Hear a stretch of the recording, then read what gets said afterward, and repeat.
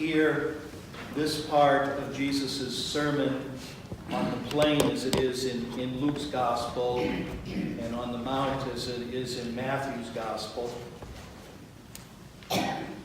I always hear my father saying something in my head that came up, when I was a young boy and had problems with, somebody was bullying me in school. And so I talked to my dad, and he said, well, next time he does that, punch him. And I said, yeah, but Jesus says that, we're supposed to turn the other cheek. And he said, well, that may be fine for Jesus to say, but you got to take care of yourself. And so Dad and I didn't always quite agree on those things.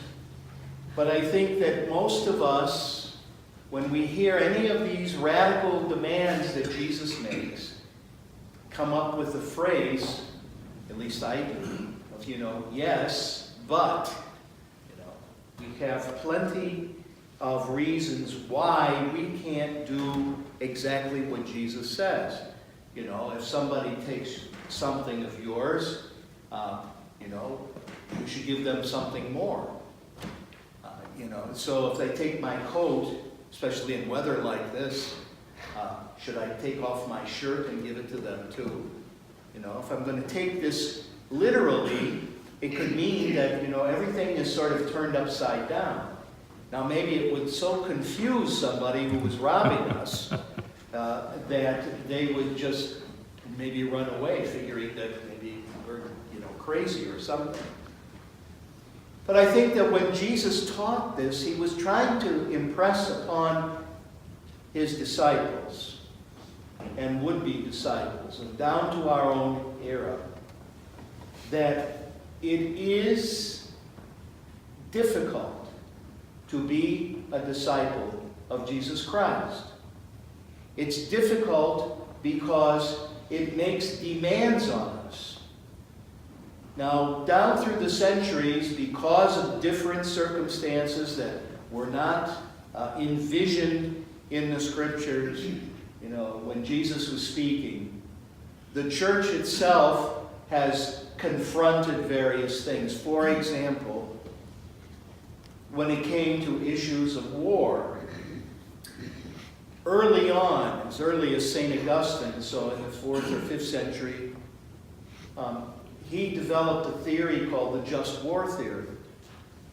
That there were times when Christians had to resist evil and did not have to take literally what Jesus was saying in this instance, because there was a greater good if they would fight back, to defend those who were defenseless, and to take care of those who've been unjustly aggressed upon. But then later on, several centuries later, St. Thomas Aquinas in the Middle Ages takes it and refines it a little bit more. And so Western Christianity, anyway, has had this idea that, we have to deal with the reality that sometimes makes us compromise what Jesus calls us to do. And then another example that is not spelled out today in our gospel, but another example of this dealing with an issue, was that in the very beginning, when when Gentiles began to convert to Christianity, in the very early community, they had to deal with the issue of divorce, and they had to deal with the issue of illicit marriages. And so that's why in Matthew's Gospel we hear Jesus saying, that it's wrong for a man to divorce his wife for any reason except for illicit sexual relations, which we're talking about incest and such things like that that were very common among the pagans of the time. And so if you were a Christian and you were married to somebody like that, or you would run into somebody who you might love, but then want to marry that person, but know that they had done all these other things, and they weren't interested in converting, then you could not marry that person and still be a Christian. And so from that, the beginning, the church had to deal with that. And that's kind of how it's been down through the centuries. And what we have to do too. We read what Jesus says. Jesus makes these radical demands upon us. And we live in this real world where there are all kinds of situations that we find ourselves in that require us to make a decision that might actually be contrary to what we just heard. And that's where we have to both trust in the mercy of God and the compassion of the Lord, who knows us better than we know ourselves, who understands our motivation. Because he says, if you love those who love you, well, big deal. Sinners can love those who love them. And if you only lend to those that you expect to get back from, what's such a big deal about that? We have to take all kinds of various things into account. Rare is the person who can literally do everything that Jesus calls us to do, which doesn't mean that the rest of us are no good.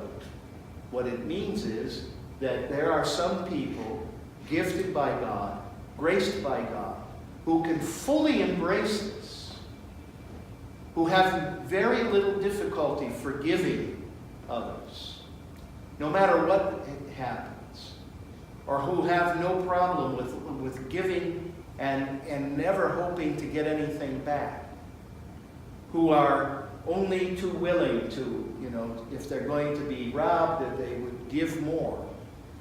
There are those who do those things, and there have been those saints down through the centuries who have literally tried, like St. Francis of Assisi, to live out what Jesus calls his disciples to, as literally as possible.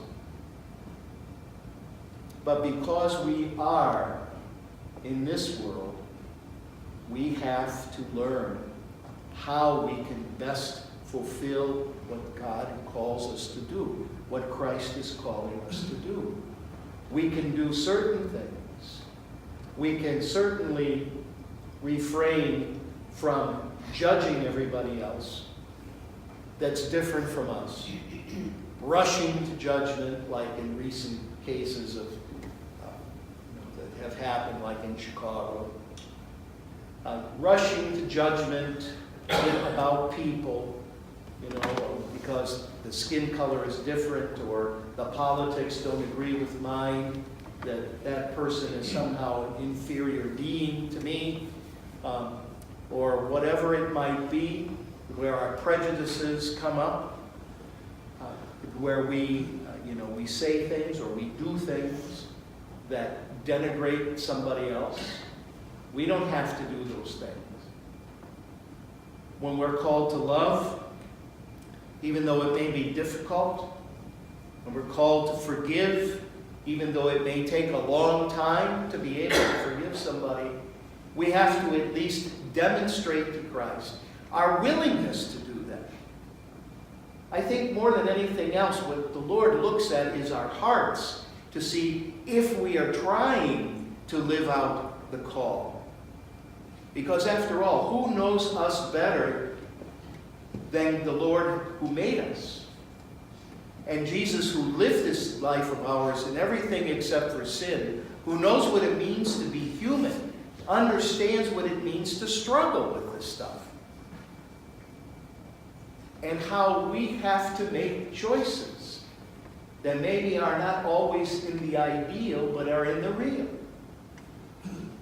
Just going back to the example from what my dad said to me. You know, when I faced down a bully once, he backed off.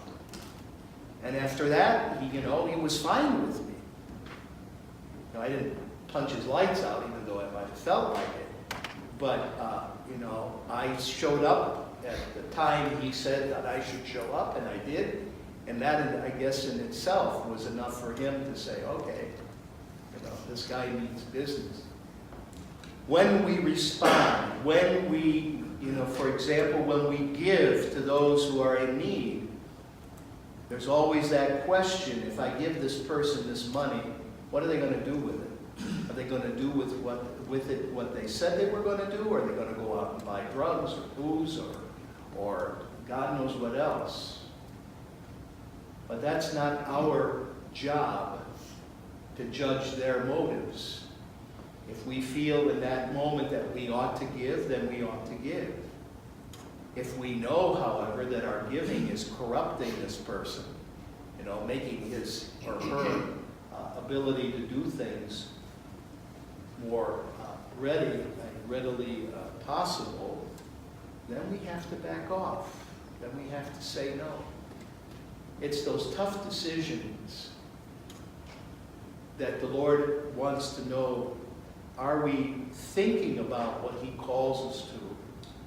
And are we really trying to live out this act of forgiveness? Think just for another moment about Joseph in the first reading today. If anybody had the right, particularly in Hebrew law, to get revenge, it was he.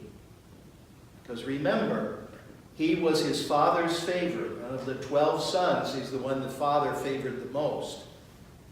Now, there were 12 sons from the 2 wives that Jacob had. And there was great jealousy about Joseph's being dad's favorite. And so they can't stand the sight of him, let alone having him near them and with them. And so they come up with that idea that they're going to kill him. And they were going then to say that a wild animal ate him. And so instead of killing him, they decide they're going to sell him to some slave traders, and that's what they end up doing. And then they kill an animal and take his Technicolor dream coat and fill it with animal blood, so then they can go back to their dad and say, well, poor Joseph got attacked, and before we could do anything, he was dead. And the animal, dragged his body away, so we don't have anything even to show you, except the ripped up coat with blood on it. And so he ends up, as we hear in the reading today, he ends up in Egypt eventually. And he becomes part of Pharaoh's household, but not before he's charged falsely with trying to seduce Pharaoh's wife, and ends up 3 years in prison, and then ends up being betrayed by one of the people that he had interpreted dreams for while he was in prison. But eventually he's called in to interpret dreams of Pharaoh, and that then becomes his key of admission to Pharaoh's household. And he gets all that trust of taking care of the people of Egypt, and also then the word goes forth that in Egypt there's food when famine is beginning to descend upon the land.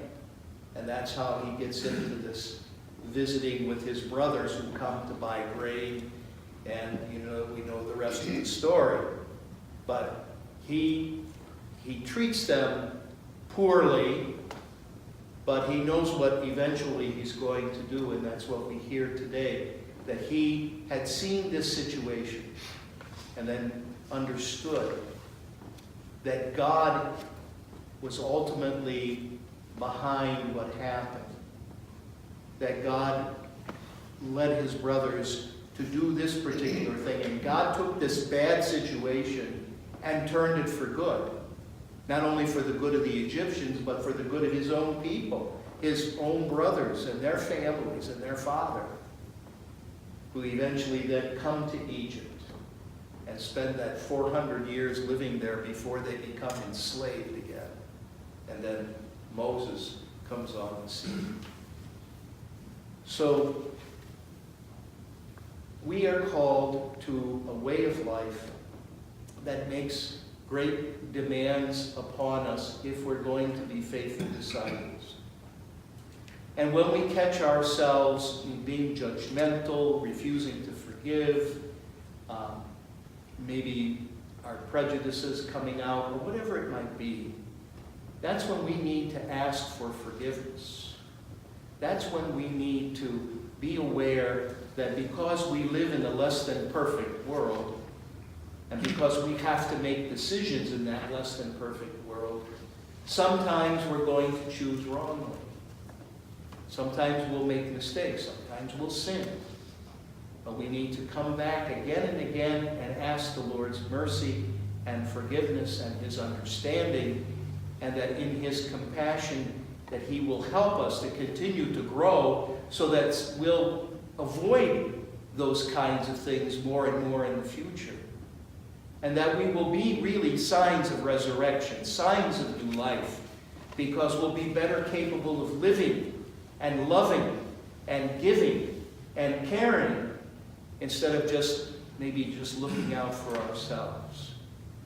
And when Paul goes into that description today, what he's trying to do is remind the Corinthians and remind all of us that because we've been baptized into Christ, because we have died with him in baptism and risen with him in baptism, we are already a new creation. We are called to a new way of life.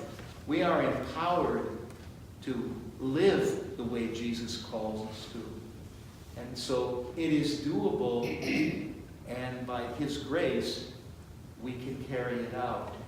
That Jesus who comes to us again this morning, particularly in the gift of himself in the Eucharist, to remind us who we are, whose we are, and who is with us.